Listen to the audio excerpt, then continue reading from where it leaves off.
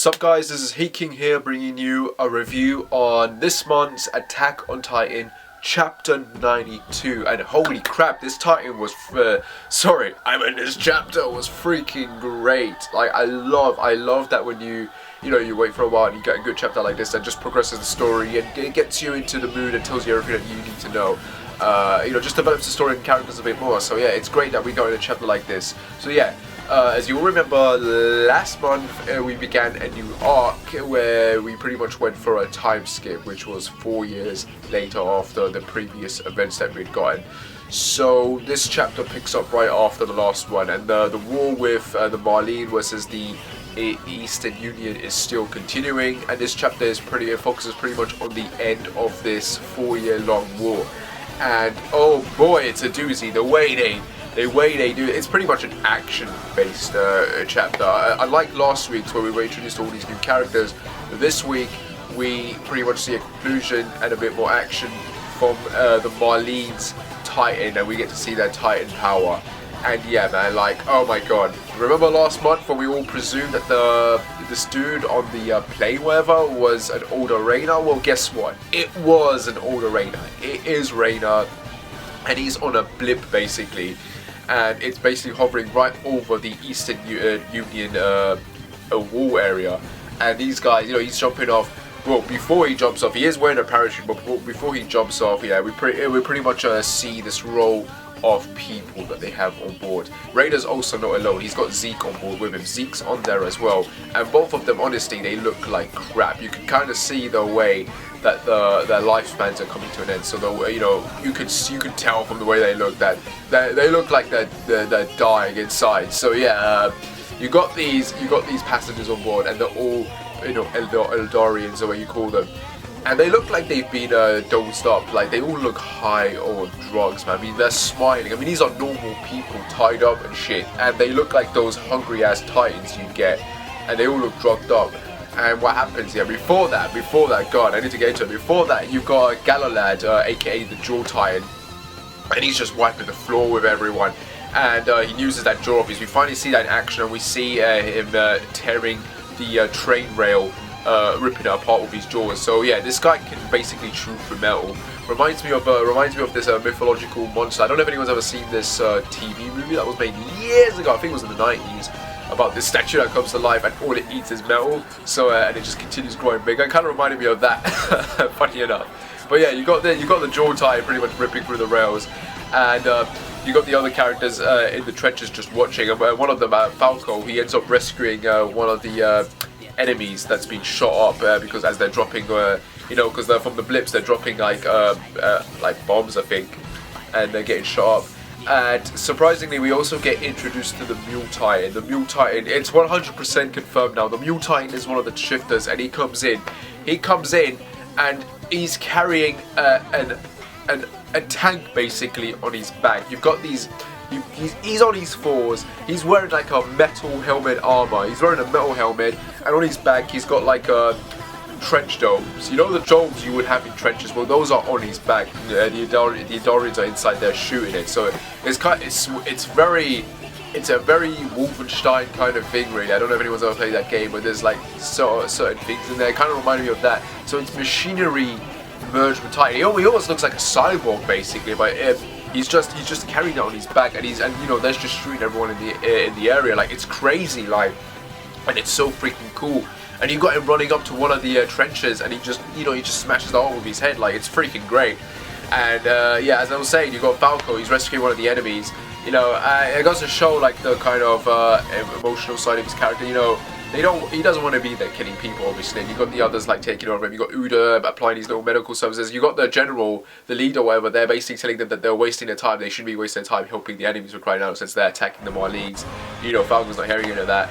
The guy ends up speaking, and he has Udo translate for him what he's saying, and he pretty much says that the enemy tells Falcon to get his dirty hands off him, and he calls him a demon. So yeah, that just gets a laugh out of the Marley leader, and everyone else is just sort of put down by this. You got Gabby sort of playing with a little 9-star patch there, armband, and yeah, you can feel the uneasiness coming there. I mean, these guys these guys just save the enemy. This dude's just like, you know, piss off, like don't come near me. Like it's really sad, like very haunting. But back to the blip. You got Reina and them lot throwing these people out, right? They're old people who are drugged up, and they're throwing them out, and they're pretty much falling, pretty much to their deaths, down at the walls. And then Zeke comes in, and you know, like a singer, he starts roaring. He roars. He literally roars and shouts. And suddenly, all these drugged up people, they turn into Titans mid-air, and they crash down. Like, what the hell? So this is the Beast Titan's secret ability. He can turn Eldorians into Titans, into mindless Titans. But how exactly does that work? And why did it work before? Why didn't he do this with the Survey Corps? If he can turn these guys into Titan, why? Obviously, this is to do with the drug, okay? Because when we see these guys, they are drugged up. So obviously, these guys, they must have been drugged up before, right? In order for they must have been injected with the serum possibly, because Zeke shouts and they all turn into Titans afterwards. So yeah, you know, I assume that what happened in Connie's village back in the Clash of the Titans arc is that Zeke somehow got into the village. Maybe he contaminated the water, or maybe he went around starting to inject people, and then using his ability, he turned them into Titans like that way, because he probably has the ability to turn people, to turn the Eldorians into Titans and back into human possibly. That is just an assumption, a possibility maybe, but yeah, it's a very interesting one and a very brutal one. The fact that they're using the old people like this, all drugged up and shit, with them having no idea what's going on, and using them as suicide bombers, so to speak, throwing them down, like, that's just messed up. And you got these guys transforming mid-air, falling down, crashing everything. About the majority of them pretty much die. Like, that's, they're just used as cannon fodder. That's all they are. Some of them survive and they start wrecking shit around the walls, grabbing the enemy and eating them. And you got the other guys watching from the distance. You got some of the soldiers obviously coming out of the trenches and rushing towards the enemy base. Reina and Zeke, they pretty much chop down, they're parachuting down, they transform. We get a little moment with Reina where he pretty much says that he hates walls now. He flashes back to his time with Bertold and the others, and Eren and Connie and them all on the wall. So obviously his soldier mentality is still in there. And I keep saying this, by the end of the series, or the final arc, if Reina's still alive at this point, I could see him turning against these guys and helping Eren and the others. He's definitely got a very mixed opinion of things, like, and he's definitely got the qualities to be a good guy in there.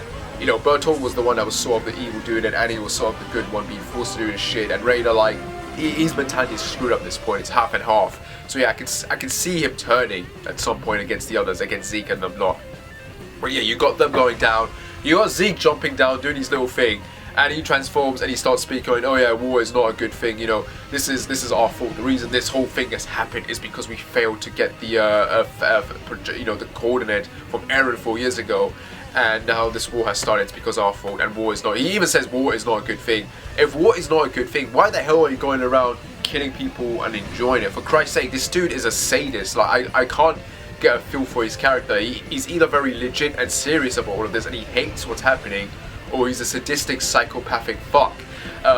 Either way, I don't see any redemption for this guy. He's lost. He's completely lost and screwed up in there somewhere. But yeah, he crashes down, and Reina, he's going around just like, we get this little cool moment where he's just running, raising his hands, smashing through the walls. Galilard, aka the Jaw Titan, comes in and he's helping out. He ends up saving Reina, I think, from getting shot by one of the anti-Titan tanks, which can actually pierce through the armor. And we basically learn how advanced all these different cultures are. The Marleys are obviously very advanced, but these guys that they're fighting are very advanced to the point that they got weapons like cannons and shit, and armor-piercing rounds that they can kill Titans with it.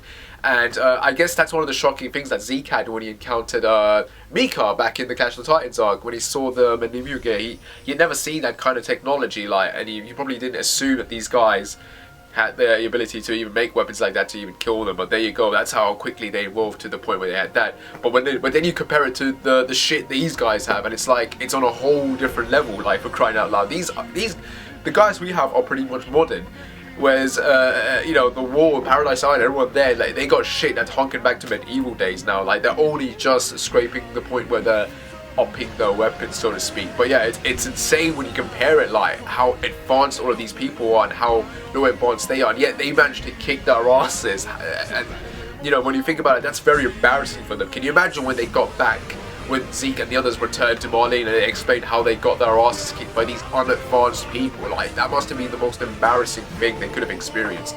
No wonder they're like going around trying to recruit, get new people to take their powers away. Now it's like, yeah, they want them dead, definitely. If I was the Marley leaders, I want these guys to suffer and die immediately. Like, but obviously they still have their uses.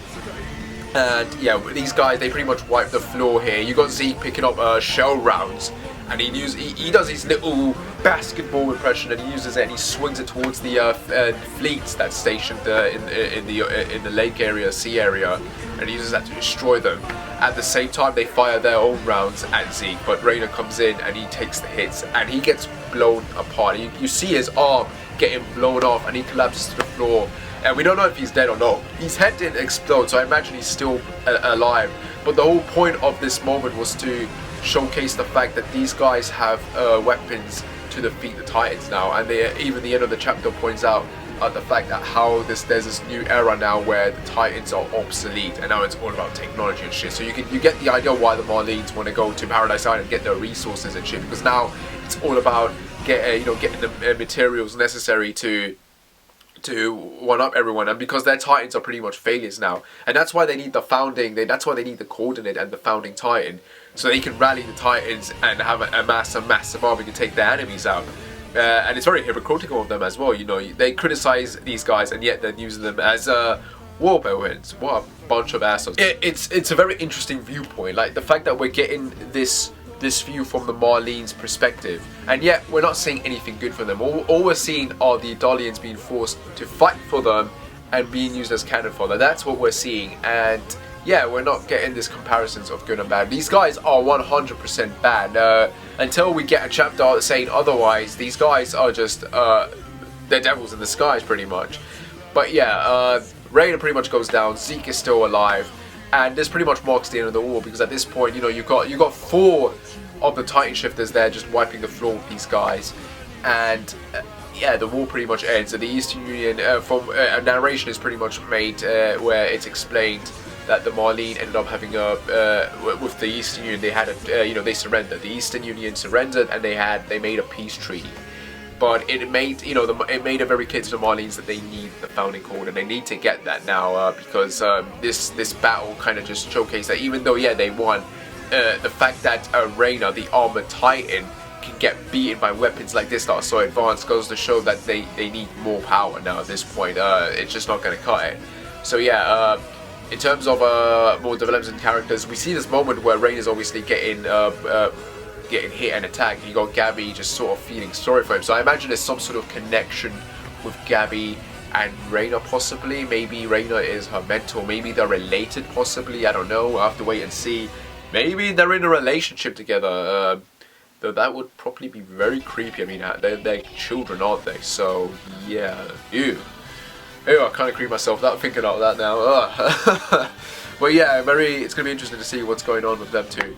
And yeah, man, Zeke just kicking us as always, and finally seeing the Jaw and Mule Titan in action as well. I can't wait to see what these two actually look like in their human forms, obviously. But yeah, very interesting, good chapter, very action-packed chapter. Great to see Rainer, an older Rainer. Great to see Zeke.